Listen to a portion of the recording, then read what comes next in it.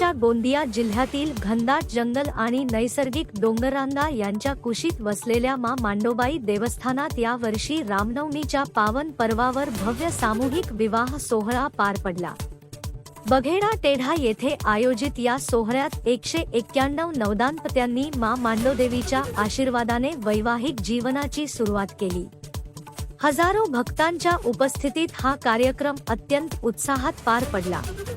हा सलग 34वा सर्वजातीय सामूहिक विवाह सोहळा असून 27 मार्च रोजी मांडोबाईच्या कृपेने संपन्न झाला।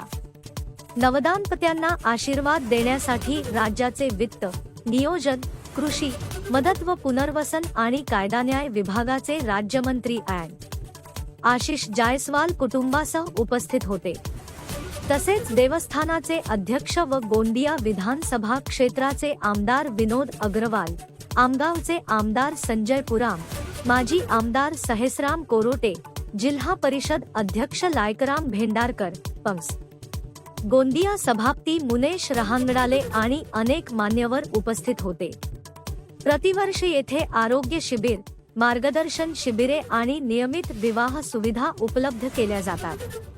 त्यामुळे मांडोबाई देवस्थान सामाजिक न्यायाचे सशक्त उदाहरण ठरले आहे। येथे आतापर्यंत हजारो विवाह झाले असून विशेषतः आंतरजातीय विवाहांमध्ये हा ठिकाण प्रसिद्ध आहे। प्राचीन मांडोदेवी मंदिर भक्तांच्या मनोकामना पूर्ण करणारे म्हणून देखील ओळखले जाते।